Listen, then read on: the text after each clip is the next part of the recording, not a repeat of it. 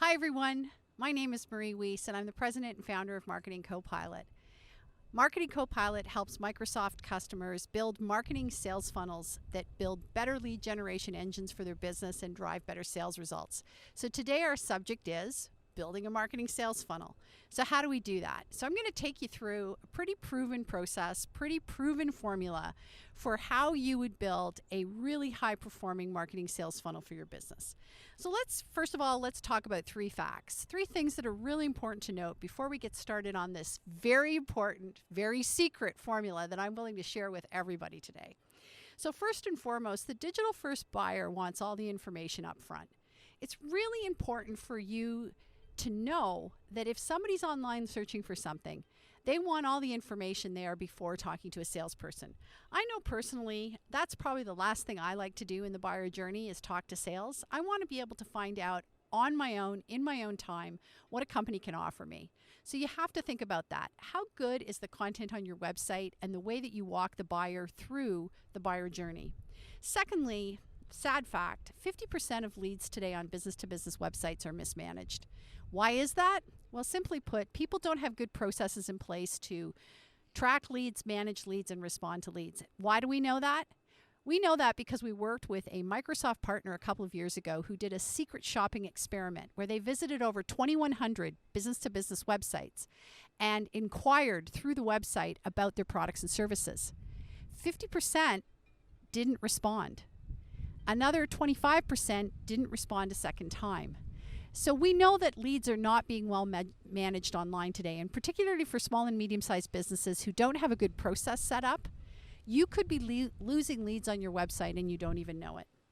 The third thing that's really important as we think about why we need better marketing sales funnels for our business is that we're all very excited about driving awareness and trying to get volume to the biggest audience possible. But once we have a couple of people who are interested in our product and service, we don't know how to move them through what I call the middle of the funnel. And the middle of the funnel is all about nurturing people who aren't quite ready yet, but they might eventually want to buy from your company. And this middle of the funnel activity, we know for a fact, drives more sales at less cost when managed correctly. So these are three reasons why you want to whip your marketing sales funnel into shape. So I just want to pause for a second and I want to let everybody know that today I am sitting in the fabulous city of Barrie, Ontario, which is just north of Toronto, Canada. This is my van.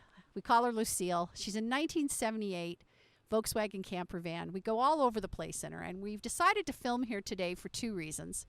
First of all, COVID has kept all of us inside. And so I think it's time to get outside, get out of the office. And I'm really proud of the fact that we've been able to do that today. Secondly, the thing that I love the most about the Volkswagen camper van is how much common sense there is about this van. Everything is just perfectly sized, perfectly situated. Sometimes it doesn't need to be over-engineered or over-architected from a technology perspective. It just works. And that's what this formula about building a marketing sales funnel is all about. We know this formula is common sense, and we know it works. So let's dig in. I know there's a bunch of things that we're going to want to go through. We've got a few slides up for you today that you're going to be able to go through. But let's talk about why all roads lead to your website. Now, it was only back in 2009, 2010 that I would have a conversation with small business owners, and they would say to me, Marie, no one is ever going to buy from me by going to my website.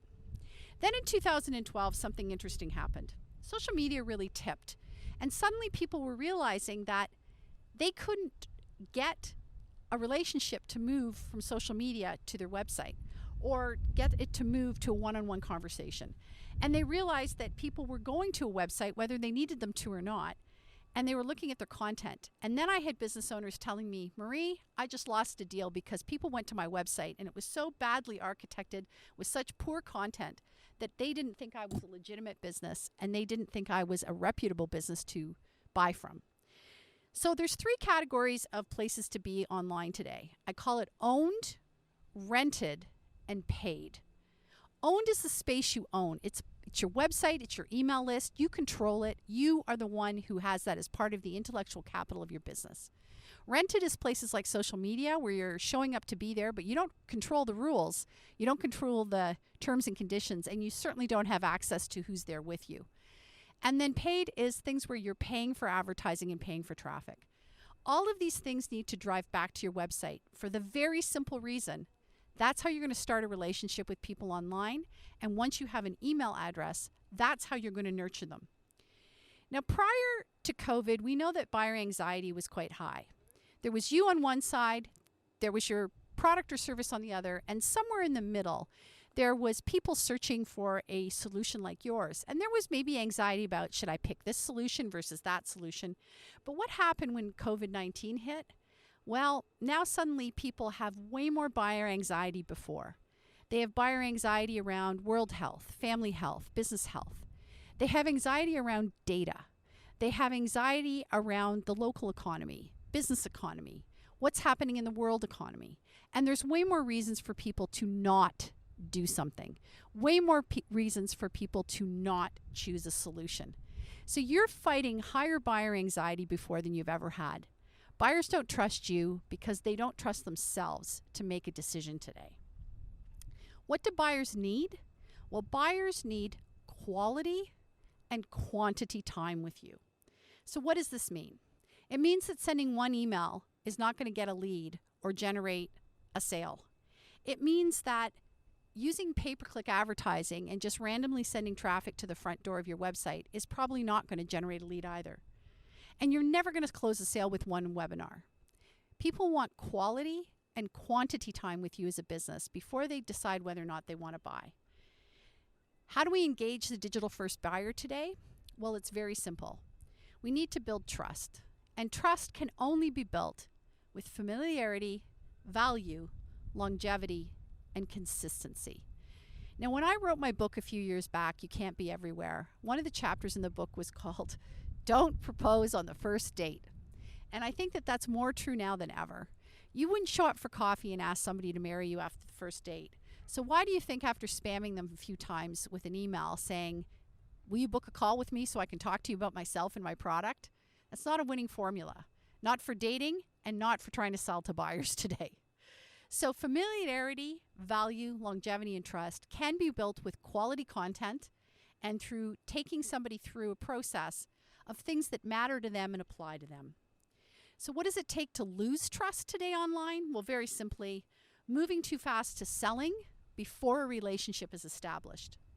A message that's confusing or sounds like everyone else. I'm sure you've landed on websites and thought, I don't have a clue what this company sells or what they do. And I don't need to work this hard to figure it out. There's lots of other people I can go talk to. If you have a landing page that makes no sense to the prospective buyer or content devoid of any discernible value, you're going to lose trust. And finally, I talked about that annoying email spamming. A few years back, we used to talk about that annoying cold calling. Well, it's just the same thing. People are trying to use online digital tactics now to have the same behavior of trying to annoy people instead of engaging them and building a relationship first. So, what do you need to build a marketing sales funnel? So this is the secret sauce. Are you ready? Very simply, you need a value proposition that's strong and creates curiosity with your ideal customer. You need a landing page that's clear and directional and well laid out and really articulates the call to action. You need a valuable offer that generates an email address, and then you need an email campaign over time to build trust, familiarity, and consistency with that person who's gone to the bother to give you an email address. So let's recap on that. A value proposition that's strong and piques interest, a landing page that's well organized, an offer that generates an email address, and an email campaign that creates consistency. So the other thing you're going to need if you're going to make this work is marketing automation. And marketing automation is not the same as a CRM, and it's not the same as an email marketing platform. An email marketing platform is something where you can blast out email, but it doesn't allow you to lead score, and it doesn't allow you to track people on your website when they come back to your website and are starting to build a relationship with you. It doesn't tell you how often Jane at companyabc.com has been on your website in the last 3 months. And it certainly doesn't tell you whether or not she's one of your buyer personas and can be scored highly for a lead so that you can now pass it to sales. You want marketing automation because you want to be able to do lead sources, criteria for hot leads. You want to know when to engage a lead. And if you go to our workbook that we're offering you at the end of this video today, how to build a marketing sales funnel for your business, you'll see a couple of pages in there about how to do lead scoring correctly. We've built a bit of a template that you can work through, and it's important for you to get on the same page with your sales team so that you have a defined and agreed upon definition of what is a lead for your business, so you know who you're looking for and how to engage them when you find them. Now, I want to talk a little bit about what the overall buyer journey looks like today. It starts with awareness, it moves to consideration, it then moves to some type of consideration, and then loyalty, and then advocacy. So somebody becomes aware of a problem. They look at all of their different options to consider which one they should choose. They take an initial step with that company, which is some type of conversion point. And then if they choose to buy once, we would consider that loyalty. But advocacy is what we're actually gunning for, because we want that person to tell other people to buy from us as well. Because a referred lead is better than any kind of lead we can get for our business today. So we need to be understanding awareness, consideration, and conversion. Marketing needs to be running that process, and they need to be running that process in a marketing automation tool. We also have a new document or a new worksheet that we've built. It's called the Workflow Worksheet. Maybe not a very creative title, but the Workflow Worksheet will help you figure out how to build the right pieces of content to take somebody through lead nurturing. So that's also available from our website. We'll make you an offer for you to download that today. And you'll be able then to see how to build the right landing page, how to build emails that are going to help you identify how to nurture somebody. And we also have a few case studies to show you how all of this is going to work. So let's just recap for a second, shall we? We've got a great case study that talks about the results of these kinds of programs. We just launched a program for a client. It took 3 months to build. It took another 4 weeks to execute. And we're starting to see fantastic results as far as qualified leads we're sending to the sales team. And because they have a long sales cycle, we're hopefully going to start to see revenue generated as a result of this work. So let's just confirm the steps for a second, shall we? Confirm a strong value proposition and consideration content based on the value proposition and buyer persona. And don't forget, we have a buyer persona workbook you can also download from our site if you need to know how to put a buyer persona together. You need to create content with a theme or an offer that piques interest. You want to develop that content and set up landing pages with touch points the visitors must go through in order to become a marketing qualified lead so that your marketing team can qualify it before it gets handed to sales. You want to build a workflow for people who've submitted an email address so you can engage them over time. And then you want to send and run an email workflow for 2 to 3 weeks to see how that content is working for them and what they care about and where they might be in the buyer stage. You want to be able to qualify them based on wanting your value prop now, wanting it later, or maybe not wanting it at all, and how you're going to take people out of your list if they don't match the profile of the people you're looking for. Okay, so what are you going to need to put all this together? Well, agreement from sales on what a qualified lead is. Ability to create a contact list that you can use to test. A marketing automation tool is really important to add contacts and be able to track through the process. A landing page that's going to be developed either in your website or with your marketing automation tool so that you can provide the offer. And then you probably need some writers or designers to help you set that up so it looks good, building that trust again. We want familiarity and consistent branding. And then an email marketing expert to help you with those workflows. You're going to probably want to use Google Analytics to track and measure some of it, but you can also track and measure a lot of things in your marketing automation. So don't forget to get our guide, Building a Marketing Sales Funnel for Your Business, learning how to turn this into a high-performing lead generation tool for your business. We have a lot of get started worksheets.